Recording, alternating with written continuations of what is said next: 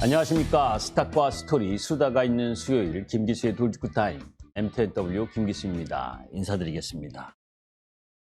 자, 1월을 맞이해서 외국인들의 매수세가 유입되고 있는 상황, 그 속에서 시장이 다소 작년보다는 조금 나은 모습을 보여주고 있죠. 우리가 이제 미국 시장에 있어서 골디락스 경제라는 이야기를 많이 듣습니다. 골디락스는 골드와 락, 그래서 금과 머리카락의 합성어로 금발머리 사람을 이야기를 하죠. 골디락스와 곰 세 마리에 나오는 영국 전래동화에서 유행한 건데 한마디로 이야기하면 냉탕, 온탕, 열탕이 있는데 그죠? 그 속에서 온탕인 흐름, 그러니까 물가는 내려오고 경기는 지속적으로 성장하는 흐름, 그런 경제 흐름 부분을 이야기한다. 우리가 적어도 골디락스 경제 하는 부분에 대한 뜻은 이해할 필요가 있다라고 보고, 그런 가운데에서 미국 시장이 골디락스 경제를 가지고 갈 수 있는 힘이 있을 것이냐 하는 부분은 본격적으로 김기수 돌직구 타임을 통해서 말씀드리도록 하겠습니다.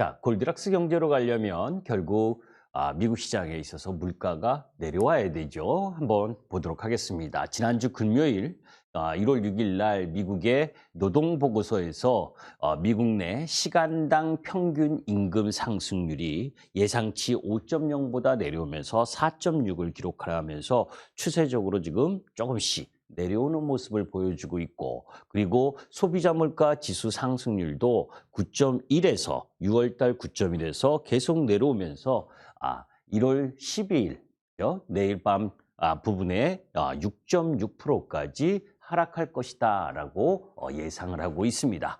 자, 이제 그런 가운데에서 2월 1일 FOMC 회의에 0.25bp 정도의 금리 인상을 예상을 하고 있는 상황. 자, 물가가 내려오는 가운데에서 고용이 양호한 흐름들을 보여주게 된다면 나름대로 경기 침체의 부담을 이겨낼 수가 있겠죠. 그런데 어제 파월 연준 의장의 발언과 또 연준 위원들의 연방은행 총재위원들의 이야기들을 보게 되면 매파적 이야기, 또 JP모건 다이먼 회장 역시 올해 금리가 6%까지도 올라갈 수 있다라는 협박성 이야기들을 계속 해대고 있습니다. 자, 그런데 중요한 건 보이는 것만 믿자라는 이야기죠. 자, 그런 가운데에서 경기 침체 이제 지나가고 있는 것이 아니냐, 다가올 것이냐, 지나갈 것이냐 하는 부분, 우리가 그 부분을 이해를 하려면 주가의 선행성을 이해를 해야 됩니다. 자, 사실 올해 가장 중요한 차트 부분인데 이 파란색 부분이 이 미국 시간당 평균 임금률이 하락하고 있고, 또 요 하늘색 부분이 미국 CPI가 하락하고 있죠. 요 편차 부분이 이제 요 상황인데, 사실 2008년 리만 브라더스 때나 이제 거의 바닥 그 부분에서 근접해서 소폭으로 반등하는 흐름을 보여주고 있는 상황인 거죠. 실질 임금 추이를 보면 우리는 이미 2022년 경기 침체를 겪고 있고, 또 그 상황에서 지나가고 있는 것은 아닌지, 임금 상승률보다 더 빠른 물가 하락 부분만 나온다면, 그러니까 임금 상승률이 4.6%인데 6.6%까지 소비자 물가 지수가 하락을 하고 또 지속적인 하락 흐름만 나온다면, 파월 연준 의장이 어떻게 발언을 하든 결국은 물가 안정을 통해서 금리의 추가적 인상 긴축 부분을 제어할 수 있고, 그런 상황이 전개가 된다면 미국의 골디락스 경제를 예상할 수 있는 거죠. 자, 그런 가운데 그러면 여러분들 뭐 다 아시다시피 유가, 휘발유 가격, 그리고 천연가스 가격 다 기후 온난화로 인해서 지금 계속해서 하락 부분을 갖고 왔잖아요. 그래서 2022년 2월 24일 전쟁 시보다도 더 낮은 가격까지 내려온 상품 가격 부분은 양호하고 그런 가운데에서 내려오지 않는 부분, 그게 이제 미국 CPI 비중에서 43%를 차지하고 있는 것이 하우징, 주거 비용입니다. 자, 지금 보게 되면 이 진한 파란색 부분이 주거 비용은 계속해서 고점을 치고 올라가고 있는 가운데에서 10대 도시 주택가격 지수 부분에 있어서는 내려오고 있는 것이 일정 정도 보이죠. 자, 그 지수 부분을 살펴보게 되면 서서히 주거 비용도 꺾일 가능성이 높고 연준에서 새로 집계한 임대료 지수, 이 진한 파란색 부분은 이미 신규 세입자 임대 지수는 지금 급격하게 내려오고 있는 중입니다. 그러니까 기존의 모든 세입자 임대료 지수는 아직 올라가고 있는 부분이지만 최근 부분에 있어서는 신규 세입자 임대료 지수는 내려오고 있다. 그러면 주거 비용이 CPI의 43% 비중을 차지하고 있는 상황이기 때문에 앞으로 물가가 지속적으로 하락할 가능성이 높죠. 다만 이제 중국이 이 춘절 부분까지 코로나 확진자가 증가한 이후에 그 다음 중국 경기가 회복 흐름 부분으로 진행되게 된다면 또 유가나 천연가스 가격이 다소 또 올라갈 수 있는 부분. 그래서 저물가 저금리 시대는 끝났지만 중물가 중금리 시대로 고착화될 수 있는 흐름 부분으로 진행될 가능성이 높다라는 겁니다. 자, 참혹한 버블 붕괴. 우리가 2008 지금 아까도 말씀드린 것처럼 JP 모건의 다이먼 회장이라든지 그리고 매파적인 이야기를 하는 분들 부분이 가장 이야기하는 부분 중에 하나가 과거 버블 붕괴 이후에 자산 가격은 고점에서 7, 80% 급락을 해야 마무리했다. 사실 나스닥 기준으로 보면 33%밖에 급락을 하지 않았잖아요. 그러니까 정말 그죠? 70년대 유가 버블, 그리고 80년대 일본 니케이 지수, 그리고 90년대 나스닥, 그리고 2000년대 상해, 그리고 이 유가 부분에 있어서의 급락, 자산 버블이 있었던 부분을 보게 되면 약 70% 내외의 급락을 갖고 왔었던 게 통상적이었습니다. 자, 긴축과 경기 침체, 그죠? 이런 부분이 맞물리면서 정말 위기가 저런 버블 붕괴 흐름과 처럼 내려올 거냐. 사실 항 관련주들은 작년도 43% 급락을 했고 나스닥은 33% 정도 급락을 했는데 아직도 3, 40%더 떨어질 흐름이 있는 거죠. 저 버블 붕괴의 관점으로 본다면. 그런데 그렇게 생각하진 않아요. 오히려 비트코인이라든지 이런 쪽은 이미 70%가 넘게 을 했습니다. 자, 여기서 잘 보시더라도 미국의 인터넷주, 그러니까 고 멀티플을 제공했었던 종목 부분들, 스냅이라든지 줌이라든지 뭐 핀테러스트, 페이팔 이런 쪽, 메타 이런 부분들은 78, 70%, 90%까지 급락을 이미 했기 때문에 그죠? 뭐 애플과 하다못해 테슬라까지도 급락을 했잖아요. 그러니까 그런 부분 정도를 반영을 한다면 이전에 과거 버블 붕괴 시만큼의 지수 급락은 아니지만 그래도 섹터별 부분에 있어서 고멀티플 제공했었던 인터넷 관련주들의 급락 부분이 나왔기 때문에 일정 정도 유사한 흐름의 주가 조정이 완료됐다라고 볼 수가 있습니다. 자, 그럼 금융위기급 테크주의 밸류에이션 조정이 어느 정도 와 있는지 우리가 눈에 봅니다. 자, 역사적 평균으로 1995년 이후에 미국 시장의 테크 관련주들의 역사적 평균 퍼는 이 점선 21배 정도였어요. 지금 애플도 마찬가지고 지금 전체적으로 21배 이하까지 내려왔고 2008년 리만 브라더스 때보다는 조금 못하지만 그때는 시스템의 위기였고 지금은 경기 침체에 대한 부담과 인플레이션의 우려 속에서 나온 부분이기 때문에 여기까지 하락하는 부분은 아닐 것이다 라고 보는 거죠. 자, 그런 흐름 부분들을 염두에 두고 그런 가운데에서 사실 작년에 강달러를 통해서 얼마나 위축을 많이 받았습니까? 달러 강세 흐름이 지속되면서 여타 미국을 포함해서 또 여타 이 주변 유럽이라든지 아시아 부분의 넌 US라고 하는 국가들에게 무차별적인 매도세가 나왔다는 거 여러분들 아실 겁니다.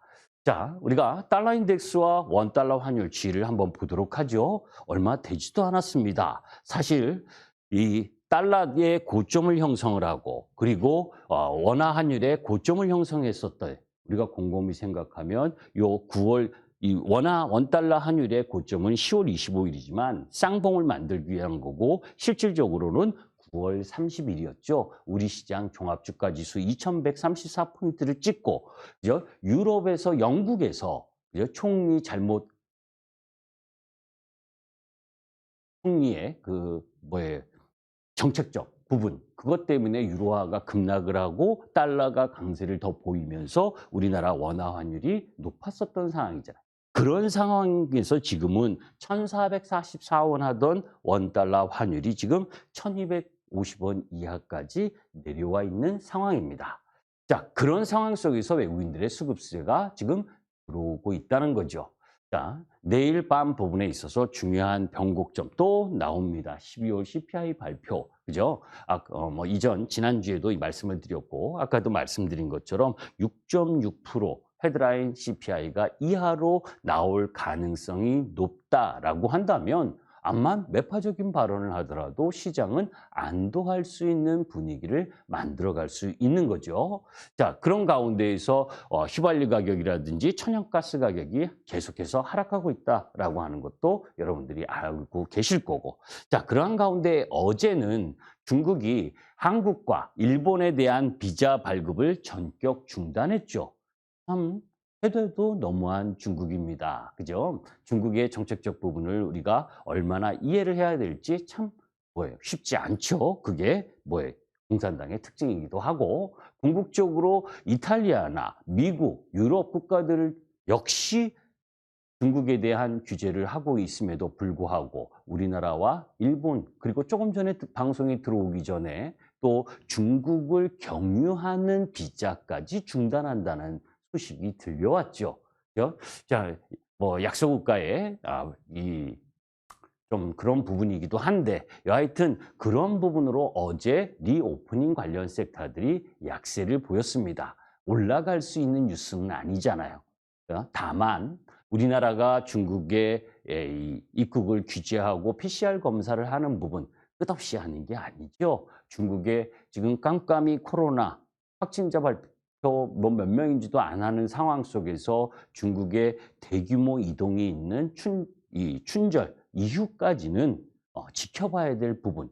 그러니까 적어도 2월 말 부분까지는 중국의 리오프닝 모멘텀이 다소 부담스러운 흐름 부분으로 갈 수 있다라고 하는 정도로만 여겨야지 그 부분을 가지고 또 추가 하락하는 그런 형태로 바라볼 필요는 없다는 생각입니다. 자, 그런 다음 또 13일, 내일은 12일 미국의 소비자 물가 지수가 발표를 앞두고 우리나라 옵션 만기가 있는 날이고 그 다음 날 13일은 지금 미국의 기준금리가 4.5%, 우리나라는 3.25%입니다. 이제 내일 13일 부분, 13일에 금리를 우리나라가 인상하지 않으면 한미 금리 차이가 너무 벌어지게 되죠. 이제 그렇기 때문에 0.25bp 정도를 인상한다는 것이 시장의 컨센서스예요. 그러니까 오늘 보게 되면 건설주라든지 이런 섹터 부분들이 좀 약세를 보이는 사전에 미리 조정을 보이는 형태인 거죠. 가계부채가 1689조가 놓여져 있는 상황 그리고 2021년 그죠? 코로나 이후 주가가 상승하면서 영끌족 우리 청년 세대 부분들이 집이라든지 주식이라든지 코인이라든지 이런 데서 엄청난 손해를 본 상황이죠. 안타깝지만 그런 상황에서 기준금리를 지금 한미금리 역전차 때문에 0.25bp 인상해야 되는 상황이라 하더라도 네덜란드계 금융사 ING는 또 동결을 전망하는 소수 의견도 있습니다. 저도 개인적으로는 그죠? 환율도 1,250원 이하로 왔고, 우리나라 물가가 아직 5%대이긴 하고 또 공공요금을 인상해야 되는 흐름이긴 해도 우리의 금리 인상 부분을 조금 템포를 늦출 필요가 있지 않을까 하는 바람도 있습니다. 여하튼 우리 시장에서 0.25bp를 인상할 가능성이 높고, 그리고 기준금리의 상단을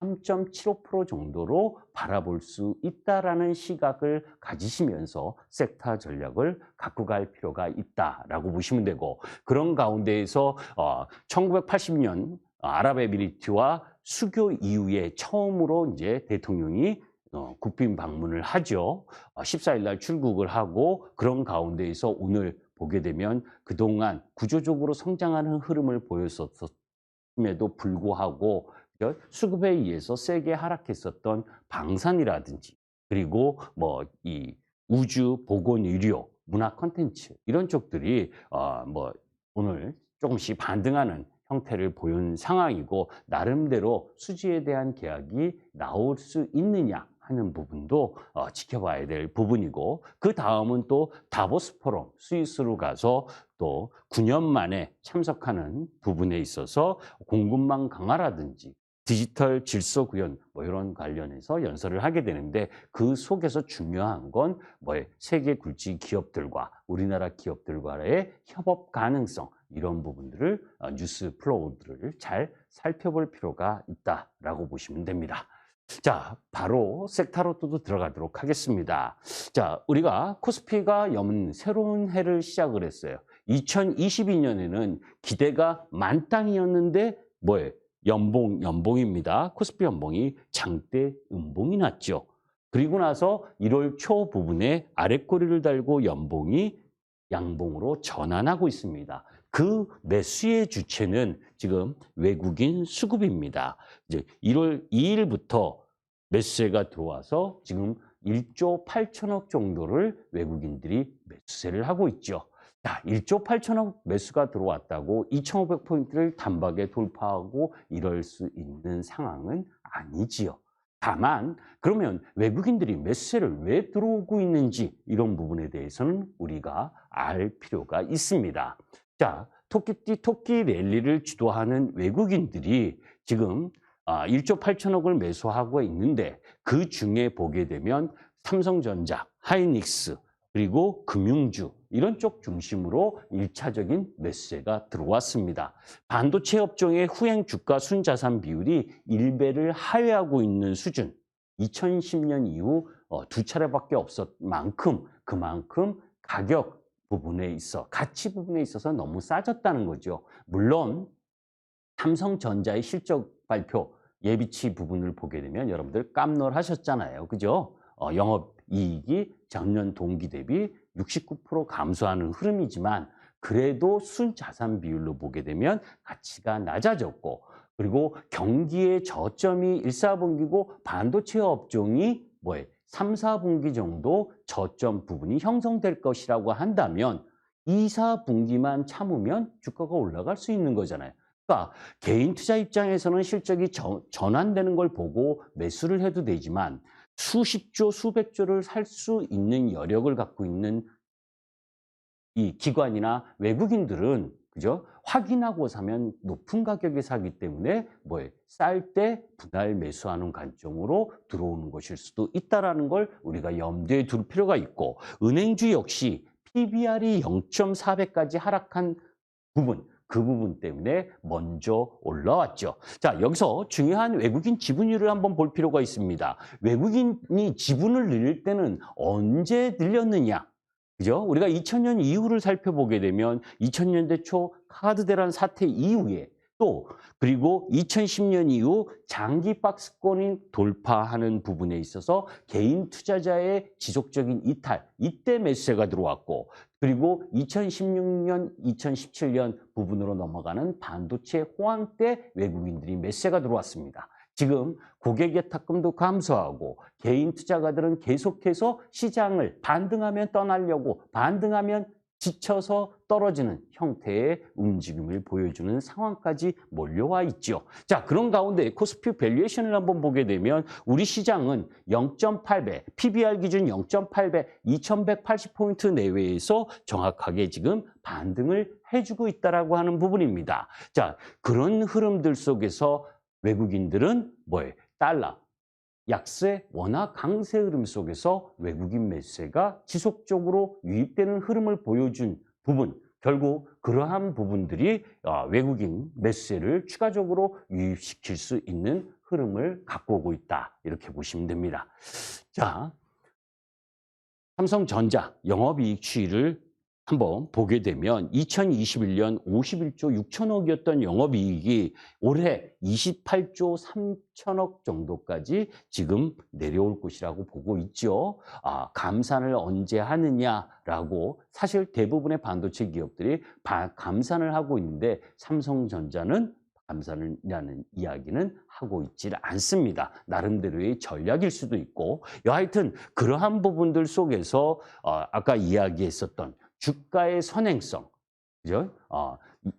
3, 4분기에 저점이 업종 저점이 나온다면 결국 주가의 바닥은 6개월 전에 형성되는 흐름 부분들, 이런 부분들에 의한 매수세가 유입되고 있다라고 보시면 되고 은행주도 코스피 대비 아웃퍼폼을 했고 오늘은 뭐 약세를 보였죠. 그런데 배당락 이후에 주가 과매도 구간에서 주주 환원 정책이라든지 그리고 작년 연말에 그죠? 부동산 관련 프로젝트 파이낸싱, 이 신용 위험 뭐 이런 부분들이 이제 경감이 됐죠. 이제 그런 부분들 때문에 반등을 하고 있는데 저는 뭐 섹터의 부분에 있어서 그렇게 권하고 싶지는 않습니다. 사실 미국 시장의 이 대형 은행들도 작년 4분기 수익이 상당 부분 감소 예상되어 있는 부분 이번 13일부터 그죠? 대형 JP모건이라든지 뱅크 오브 아메리카, 시티, 웰스파고 이 은행주들의 실적 발표를 하는데 이 실적 발표 부분에 있어서 4분기 전년 대비 평균 17% 순이익이 감소할 것이라고 예상되고 이미 이제 예상이 됐기 때문에 이 17%보다 더 감소가 되느냐 아니냐 이걸 이제 살펴볼 필요가 있는데 여튼 부실 대출에 대비하기 위해서 준비금을 1년 전에 비해서 2배 이상 준비금을 만들어놨다라고 하는 이런 부담적인 요인, 그러면 적어도 실적 발표를 봐야 되는 거죠. 자, 그런 가운데에서 이제 세스가 끝났습니다. 세스 2023에서 여러 가지 내용들 많이 나왔지만 거기서 VR, AR 디바이스 이쪽이 저는 핵심이라고 보고 그 속에서 소니가 2월 22일 날 VR 관련 기기를 출시를 하고 또 애플 역시 올해 봄에 VR 헤드셋을 출시한다고 합니다. 아이폰만 갖고 있는 부분이 아니죠. 애플은 아이폰의 비중이 자꾸 줄어들면서 49.0%까지 줄어들고 반도체 칩도 개발하고 있고 거기에서 메타, AR, VR, 가상현실, 증강현실 확산현실과 관련된 기기를 만드는 부분 이제 이와 연관된 주식들 그죠? LG노텍이라든지 써니시스템이라든지 이 관련주들을 여러분들이 한번 살펴볼 필요가 있고 로봇은 성장하는 것은 분명합니다. 그죠? 그런데 여러분들이 한번 제가 이걸 보는 건 요건 이제 레인보우틱스가 139억 매출에 15억의 영업이익 그런데 9천억입니다. 이거 잘못 적었네요. 시가총액이 약 9천억. 그죠? 3년, 19년, 21년 영업 적자였거든요. 제가 왜 이 내용은 여러분들이 눈으로 확인하실 필요가 있고 왜 이 이야기를 하냐면 이제 실적 시간이 다가옵니다. 그죠? 시가총액이 매출과 영업이익에 대비 너무 과대한 것 아닌가도 한번 여러분들이 생각해 볼 필요가 있다라고 보시면 되고 4, 4분기 실적 부분에 있어서는 10곳 중 3곳이 역성장하는 흐름을 발표를 할 건데 그 속에서 내가 보유한 기업은 내가 보유한 종목 부분의 실적은 어떠한지를 체크하고 그 부분이 실적의 바닥을 지나가는 것인지 아닌지를 체크할 필요가 있다라고 보시면 되겠습니다. 자, 시간이 또 다 됐네요. 잠시 후 6시 10분부터 그죠? MTN 밴드 홈페이지 화면에서 박스 하단에 김기수 옆에 클릭하시면 저와 함께 왜 시장은 지금 섹터 간 로테이션만 진행되고 연속적인 상승 흐름을 보여줄 추세적인 주도 섹터가 나오지 않는가, 언제 나올 것인가에 대한 이야기를 여러분들과 함께 하고자 합니다. 감사합니다. 김기수였습니다.